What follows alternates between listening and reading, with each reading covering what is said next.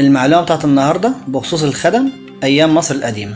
كان في أيام مصر القديمة خدم بأجر مصريين أو أجانب، وده إذا قبل إنه يكون بأجر، لكن ما كانش فيه عبودية وما كانش فيه طبقات مغلقة، وده معناه إنه كان ممكن يترقى لمناصب لحد كمان أما بيوصل لوزير. وعلى سبيل المثال ممكن نقول إن إمحتب كان نجار وأبوه كمان كان نجار، ووصل وترقى في المناصب لحد أما بقي مستشار الملك.